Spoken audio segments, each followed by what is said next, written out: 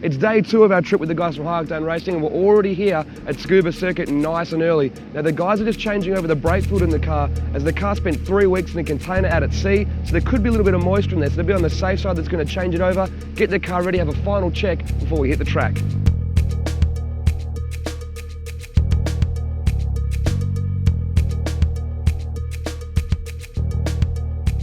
With the brakes sorted, Mark Berry got suited up and the team was ready to hit the track.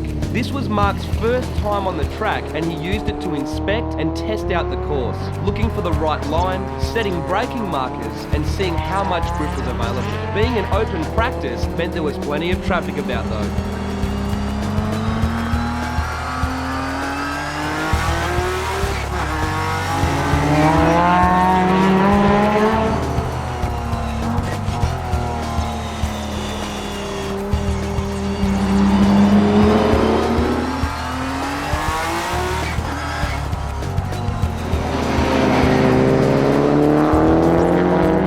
Now Mark's just come in from his first practice session. He's already run a 1-minute flat here at Scuba. Now he actually did that time using a 6-month-old set of practice tyres on the car. So they've just come back in, they're just discussing the setup of the car and what needs to be changed and putting on a brand new set of tyres. So hopefully we'll get a little bit more practice in today before the big day tomorrow.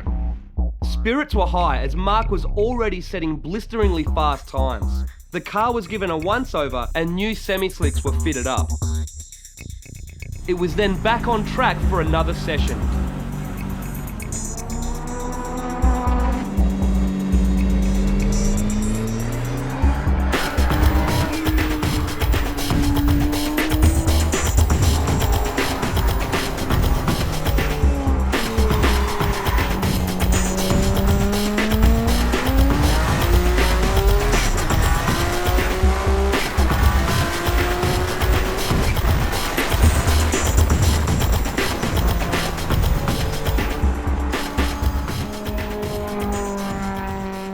We're approaching the end of the second day here at Scuba Circuit. It's absolutely freezing.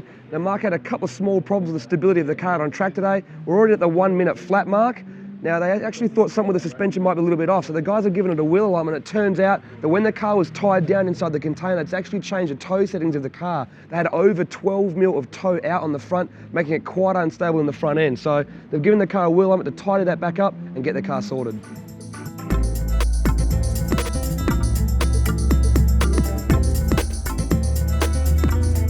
While the High Octane Racing team were working away, we thought we'd catch up with some of the crew.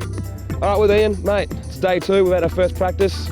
What are your thoughts on the track and the car so far? Well, we've had a few problems, but I think the boys have just discovered the wheel alignment issue, so hopefully tomorrow morning that's going to be a different kettle of fish. So what do you think of the track? Was it a bit of a freak out coming here, seeing the track compared to what it looks like on... I've been here before, and yeah, it's different conditions to Australia, that's for sure, you know. The car's been pretty well unbeatable in Australia, but it will be a different story here, you know. So what do you think of the competition here? What do you think of the other cars that are in our ballpark that are big competition? Well, they're all used to the track. They've sort of been around there a million times. This is Mark's first time, so hey, it's all foot in the water stuff. What do you think of the minute flat first time out? It's okay. It's not bad? It's okay, yeah. It's pretty tough. It's pretty fast. When you look at how bad the wheel alignment was and how bad the car was set up, yeah, we should go well. Right, we're here with Harry from High Octane. He has the distinct pleasure of often having to be our babysitter, as he's the only person here that can speak fluent English and Japanese. So he has to be our guide for much of the time. Harry, how are you, man? Yeah, it's okay. Stressed out? Yeah, look at that. You know, we got the 2 different crews. One of them coming to a party, another group coming to racing. So. All right, Ian said he was going to bring over some interesting friends to keep his company here in Japan, and Burko's certainly one of them. Insane, isn't it? I heard you've never been overseas before. No. Not in your entire life. Never. First trip abroad. What do you think of the trip so far? So far, very good. Lots of laughs?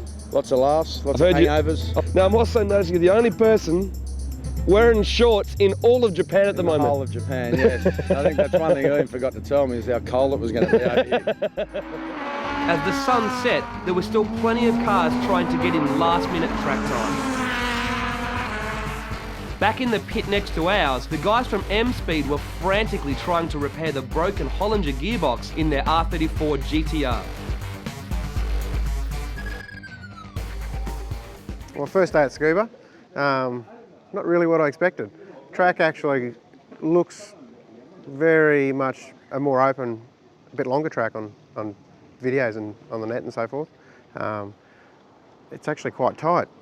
The corners, it's pretty undulated. There's a lot of bank turns, and the track's smooth as silk though. Like there's no bumps compared to tracks at home.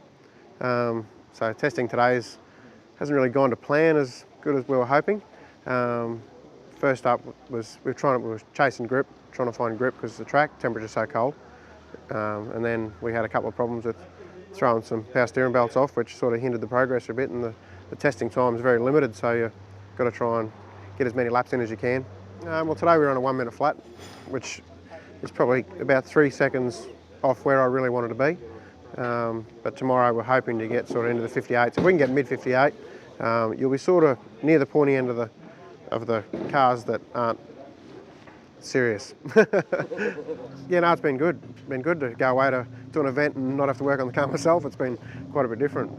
Everyone's come over and given us a good hand. I can actually think about what I'm doing and not get distracted. And because I don't know the track, I can go stand up at the side of the track and watch what everyone else is doing too. Watch lines and yeah. Well, there's Bill and Kelvin from C&J. Obviously, Bill wanted to come over and keep an eye on everything and make sure it was right. The weather over here is quite a bit different to what it is at home. We're only seeing 23-degree intake temps here. We're seeing 60 and 65 at home in Queensland. Russell's obviously come over with the car and given us a hand to do what we do at home. Got my parents here. That Mum's the lap timer and keeps an eye on everyone else as well as my laps. Dad's here always go racing with him, never leave him at home. I've got a cousin of mine here also helping out and a good friend of mine helping out, which is finally good. As darkness fell, the crew finished up and we headed home to get some sleep for the big day.